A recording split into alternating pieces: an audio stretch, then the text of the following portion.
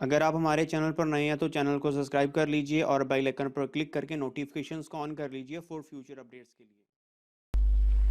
Hello friends, welcome to my YouTube channel. आज की इस वीडियो में डिस्कस करेंगे कि जो DAV staff recruitment process 25-26 out हुआ है उसमें काफ़ी ज़्यादा जो क्यूरीज आज मैं डिस्कस करूँगा कि इस बार एक कैंडिडेट एक ही पेपर क्यों दे सकता है, एक ही सब्जेक्ट के लिए क्यों अप्लाई कर सकता है। सबसे पहले ये आपका डाउट। उसके बाद बीएड परसुइंग इस बार लिए जाएंगे या नहीं लिए जाएंगे। सीटेट जिन्होंने अभी पास आउट नहीं किया या अपीयरिंग है वो लिए जाएंगे या नहीं लिए जाएंगे। ये बहुत से डाउट्स है जो जिसकी आपको क्लैरिटी आज मैं प्रोवाइड करूँगा। अगर आपको किसी भी स्टेट की किसी भी स्कूल की एडवर्टाइजमेंट चाहिए तो आप हमसे लिंक करके एडवर्टाइजमेंट ले सकते हैं। ये सारी डिटेल आपको हमारे टेलीग्राम ग्रुप में मिल जाएगी और ऐसी फ्यूचर अपडेट्स के लिए ज़रूर हमें ज्वाइन करिएगा। यहाँ पर जो ये न्यूज़ एडवर्टाइजमेंट है इसमें आपको सभी स्कूल्स की नहीं मिलेगी।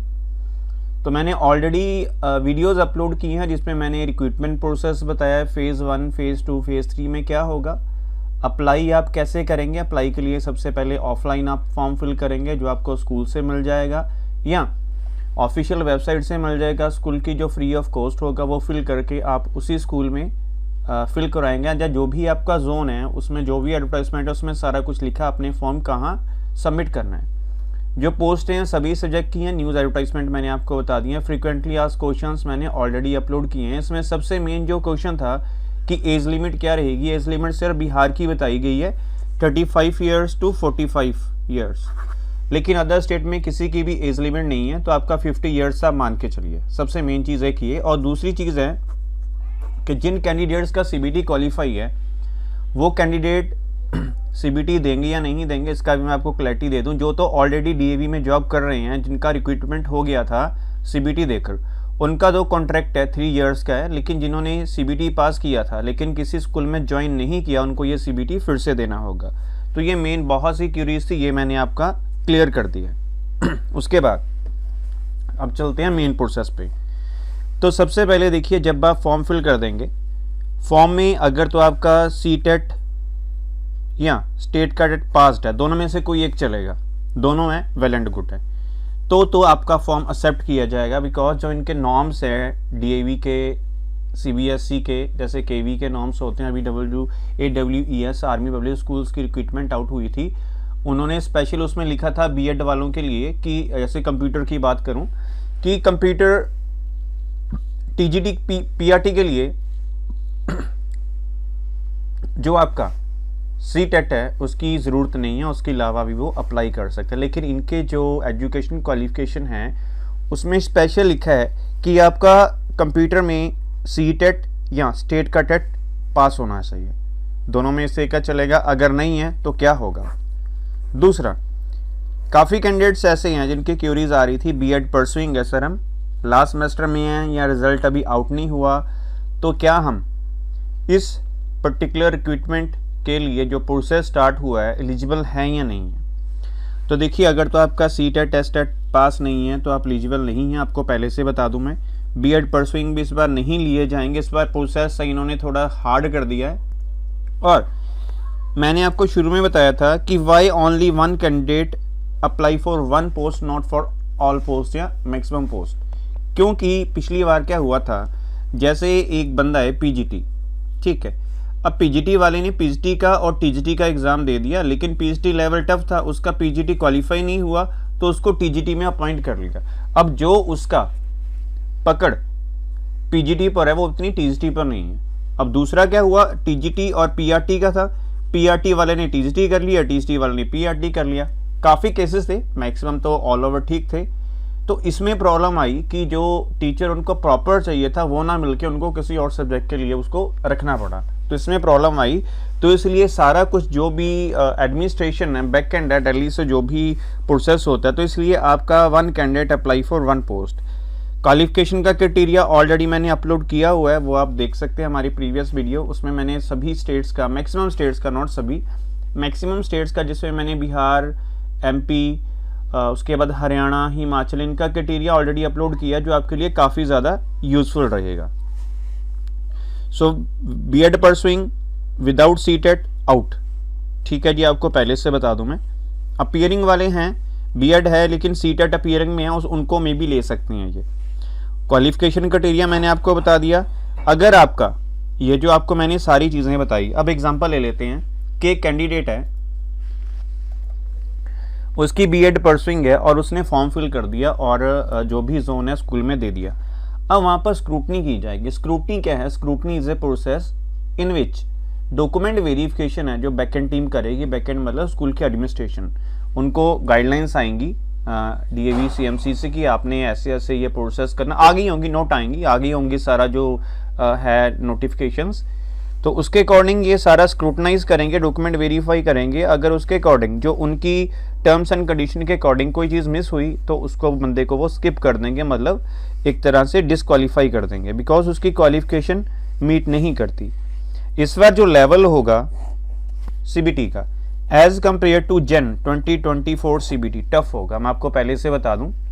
और नेगेटिव मार्किंग इसमें नहीं रहेगी, पिछली बार भी नहीं थी, इस बार भी नहीं है। लेकिन जो अदर स्टेट में लिया जाता था, जैसे ओडिशा, मैंने आपको पहले भी बताया था, ओडिशा, बिहार, मध्य प्रदेश और भी हैं काफ़ी स्टेट जिनमें पहले से लिया जाता था, उनमें तब नेगेटिव मार्किंग थी। लेकिन इस बार जब से ऑल ओवर इंडिया में आया है तो इसमें फ़िलहाल नेगेटिव मार्किंग ऐसा कुछ नहीं है। तो ये थी आपकी मेन क्यूरीज। और एक क्यूरी थी आपकी कि सर जो हम फॉर्म फिल कर रहे हैं, फॉर्म कहाँ से लें?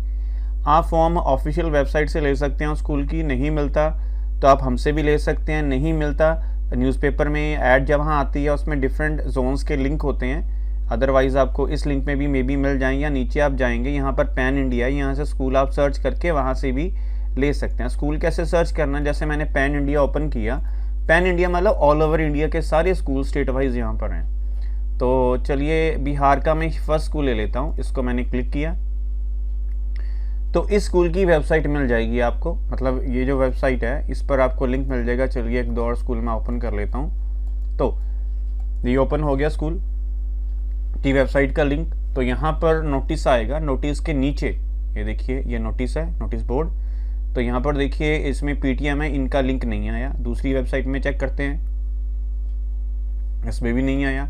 तीसरी चेक करते हैं, कुछ स्कूल्स हैं उन्होंने आउट नहीं किया और कुछ स्कूल्स ने आउट कर दिया, इसमें भी नहीं है।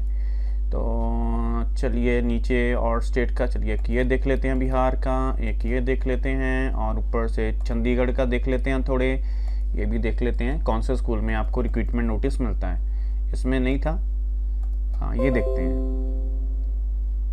Dear parents so on decided, ये भी नहीं है, अराइवल टाइम नहीं है ये, इसमें देखते हैं। तो आपको जिन स्कूल में तो नहीं है, ये देखिए CBSE रजिस्ट्रेशन क्लिक हियर, ये भी नहीं है। इसमें देख लें, हाँ इसमें है, ये देखिए DAV पब्लिक स्कूल बिहार का एलिजिबिलिटी क्राइटेरिया इसमें देखिए इन्होंने अपलोड किया है, जो मैंने आपको 35 ईयर्स बताया। उसके बाद इन्होंने एप्लीकेशन फॉर्म भी, एडवर्टाइजमेंट भी, सारा कुछ अपलोड किया है। तो ऐसे आपको स्कूल से मिल जाएगा PDFs वगैरह। और ये तीसरा था इनका, एप्लीकेशन फॉर्म भी दिया गया है।